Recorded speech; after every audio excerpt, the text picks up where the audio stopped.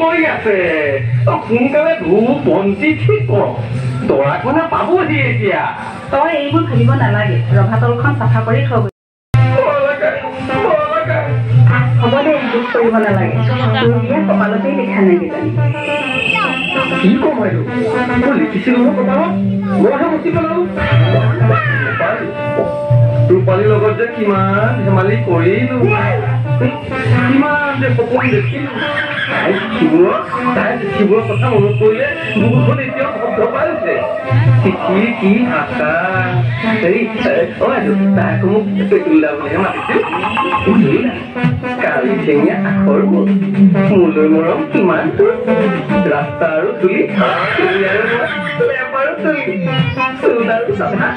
তুমি আৰু মই কৃষ্ণ আৰু ৰাধা পেটুলা তুমি মোৰ ভোকৰ ভীমকল তাৰৰ কম্বল পিয়াহৰ দমকল সহ্য কৰিব পাৰোনে মই সহ্য কৰিব পাৰোনে বাৰু জানে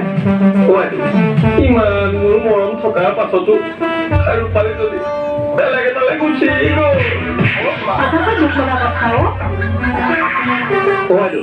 হ'ব দিয়ক এতিয়াও দুটকা দিব নালাগে যোৱা মানে পালেহি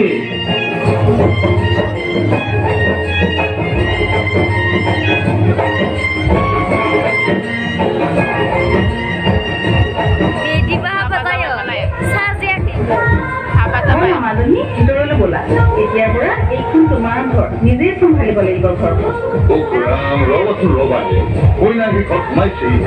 ঘৰৰ চাবি কাটি তুমি দিয়ে দিলানে তুমি যে মানুহ আৰু যোৱা মই ভিতৰলৈ যোৱা সোনকালে ভিতৰলৈ যোৱা হ'ব নবৌৰ লগত কোনো ব্যস্ত হ'ব নালাগে মই আছো নহয় নবৌৰ লগত চব ঠিক কৰি দিম ব'লা নবৌ ভিতৰলৈ ব'লা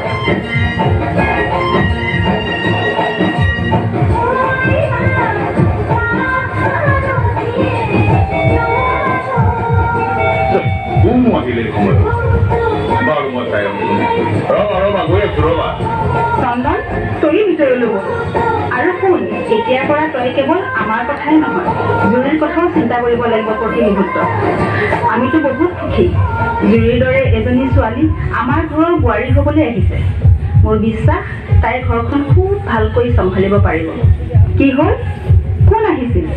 আপুনি দেখোন মনটো কিবা কেনেকৈ আহিছে নাই একো কোৱা নাই কি হ'ল দাদা কোন আহিছিল ভাবিছো তোক মই খবৰটো দিম নে নিদিম হেৰি সঁচাকৈ কিবা হ'ল নেকি আপুনি কিয় এনেখন কৰিছে আজি মই নিজকে বৰ অপৰাধী যেন লাগিছিল তহঁতৰ বিয়াখন মই জোৰ কৰি ইমান সোনকালে পাতি দিব নালাগিছিল নেকি দেউতা কি হৈছে দেউতা তুমি নোপোৱা কিয় নহয় মানে কোৱা দেউতা কোন আহিছিল চন্দন মানে কথাটো দেউতা কোৱাচোন কি হৈছে কোৱা কোন আহিছিল পিয়ন আহিছিল পিয়ন এখন টেলিগ্ৰাম দি থৈ গৈছে কাৰ্গিল সীমান্তত বোলে যুদ্ধ লাগিছে তোৰ ছুটি কেঞ্চেল আৰু এই মুহূৰ্ততে তই যাব লাগে সেই কাৰ্গিললৈ যুদ্ধ যান ভাঙাছে অসম্ভৱ মই মানি ল'ব নোৱাৰো পুলক আজি মাজনী গৈ সেইখন ঘৰ সোমাইছেগৈ চন্দন যুদ্ধলৈ যাব নাই এই কথা মই সহ্য কৰিবলৈ বৰ টান পাইছো পুলক বৰ টান পাইছো আপুনি সহ্য কৰিব নোৱাৰিলেও চন্দনৰ সেয়া কৰ্তব্য খুৰা বাদ দিয়াহে তেনেকুৱা কৰ্তব্যৰ কথা বাদ দিয়া দেশত কিবা কি সৈন্যবাহিনী চাকৰি কৰে নেকি বাকীবোৰে কৰ্তব্য পালন কৰিলেইতো হৈ গ'ল ঘৰ কামান আহিলে সেইবোৰ যুক্তিয়ে কাম নিদিয়ে খুৰা যুদ্ধ সেইখন যুদ্ধ শান্ত কৰিবলৈ গৈ যে চন্দন বোপাই আমাৰ দুইখন ঘৰৰ মানুহখিনিৰ মনবোৰত এখন অশান্তিৰ যুদ্ধ লগাই থৈ যাব তাৰ হিচাপ কোনোবাই ৰাখিব পাৰিবনে ধৈৰ্য নহ'ব খুৰা ভগৱানৰ ওপৰত বিশ্বাস ৰাখো চন্দন অতি সোনকালে ঘূৰি আহিব ময়ো তোক তাকে সান্তনা দিবলৈ আহিছো জানো খবৰটো শুনি তই বৰ অধৈৰ্য হলি আৰু তই এতিয়া ধৈৰ্যৰ মহৌষধ লৈ আহিছ নহয় চন্দন গোপাল এইবোৰ চাকৰি কি আৰু এৰি দিয়ক নেলাগে কৰিব ধৈৰ্য ধৰচোন দেখো না বিপদেৰ সময়ত যদি প্ৰতিজন সৈনিকক মাক দেউতাকে চাকৰি এৰি দিবলৈ কয় দেশখন কোনে ৰক্ষা কৰিব তই মই যি হৈ থকা এই ভেটিটো কোনে ৰাখিব কওক সেই বুলি মুহূৰ্তত মই তাক যুদ্ধলৈ আগবঢ়াই দিব পাৰো নেকি ক নহব এই মই মানি ল'ব নোৱাৰো নহলে কি কৰিম ময়ো সৈন্য বাহিনীৰ পৰা অৱসৰ লোৱা মানুহ দেৱ তই জান এই সময়ত মোৰ তেজকো যুদ্ধৰ বাসনাই গৰম কৰি তুলিছে হাতত ষ্টেং গান লৈ এফালৰ পৰা শত্ৰু সৈন্যক নিধন কৰি চিঞৰি চিঞৰি মোৰ কবলৈ মন গৈছে বন্দে মাতৰম ভাৰত মাতা কি জয় কি কৰিব দেশৰ মাটিশ্ৰী শপত ডিপাৰ্টমেণ্টত ভৰ্তি হৈছে যেতিয়া কিন্তু যাবই লাগিব তাক বাধা দিয়াটো আমাৰ পাপ হব মহাপাপ হব মই ভাবিব নোৱাৰা হৈ পৰিছো কিয় লাগে এই যুদ্ধ বিগ্ৰহবোৰ কচোন আলোচনাৰ মাধ্যমত শান্তি আনিব নোৱাৰে নেকি বাৰু যুদ্ধ বিগ্ৰহবোৰ কৰি মানুহবোৰ এনেকৈ মৰা মৰি হে ভগৱান মই ভাবিব নোৱাৰো দেৱ তই এজন শিক্ষক মোতকৈ তোৰ ধৰ্মীয় জ্ঞান বেছি আছে গীতাৰ কথাটো কিয় পাহৰি গৈছ কিয় পাহৰিছ গীতাতে কৈছে যদা যদা হি ধৰ্মস্য গ্লানি ভৱতি ভাৰত অভ্যুত্থানম অধৰ্মস্য তদাত্মানম চিদম্যহম পৰিত্ৰাণায় সাধনাং বিনাশায় দুষ্কৃতম ধৰ্ম সংস্থাপনাৰ্থায় সম্ভবামি যুগে যুগে ধৰ্ম ৰক্ষা কৰিব অধৰ্মক নাকিব এইবোৰ যুদ্ধ বিগ্ৰহ সদায় হৈয়ে থাকিব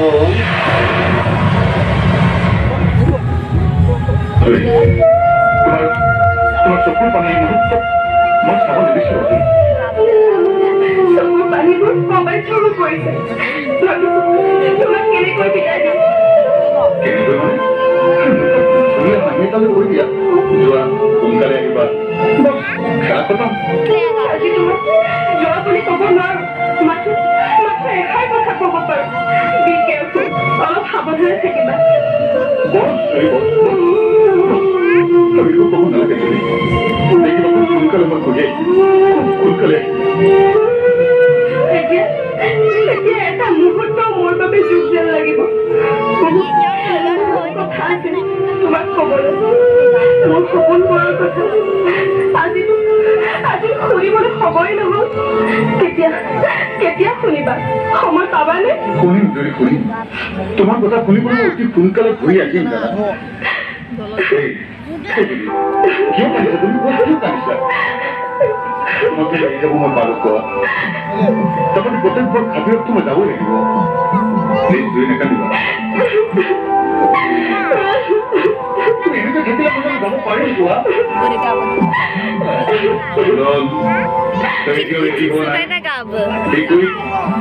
সময় হৈছে হ'ব দেউতা মাজত তুমি মোৰ অধৈৰ্য নহবা মাজত হাঁহি মুখে পঠাই দিব লাগে দেখোন মংগলৰ বাবে সি যাব ওলাইছে ইমান ভাবি নকৰিবা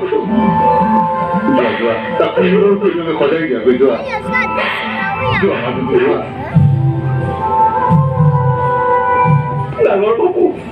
সৰু মই নাযাবলৈ নহ'বলৈ বাৰু কি কাৰণত তাক যাবলৈ দিছ কচোন বাৰু একেটা প্ৰশ্নকে সকলোৱে কৰি নাথাকিবি মোক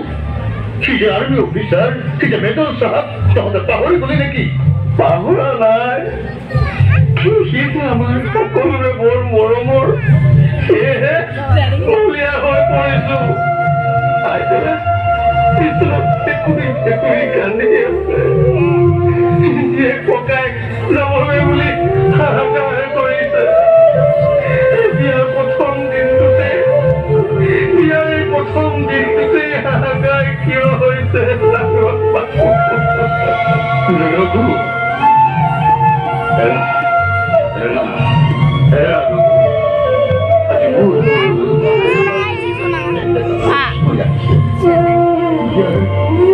प्रथम दिन तो देखियो मेरे पास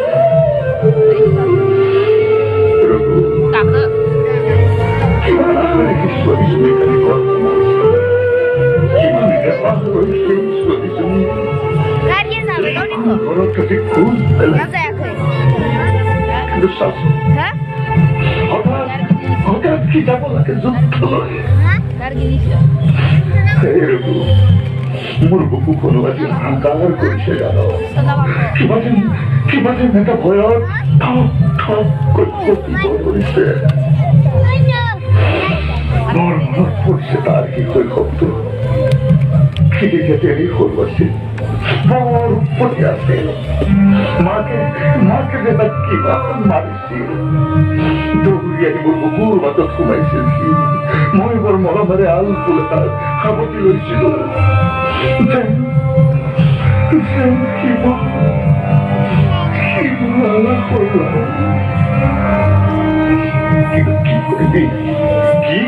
ৰঘু এয়া হল সময়ৰ আহ্বান তাক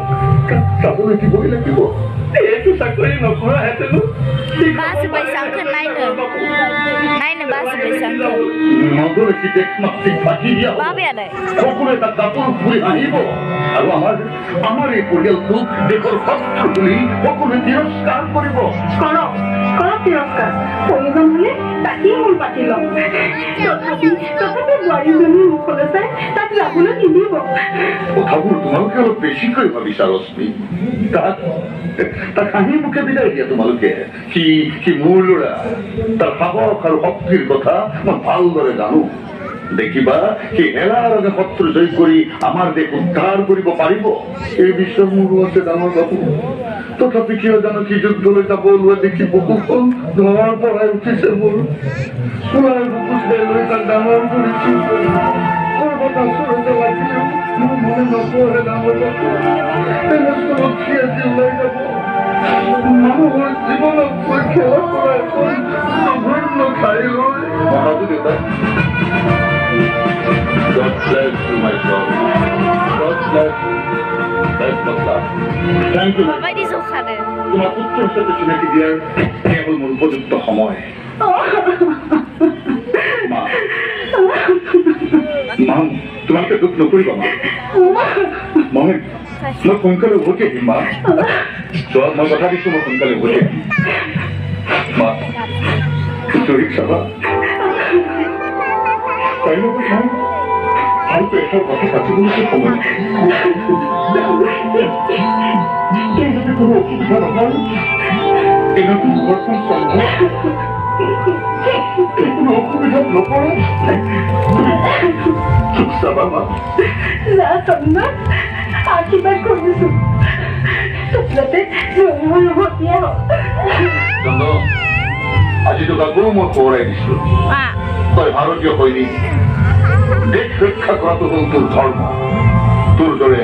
প্ৰতিজন সৈনিকে যদি 10জনকৈ শত্ৰু নিধন কৰিব পাৰে আমাৰ দেশ নিশ্চয় উদ্ধাৰ হ'ব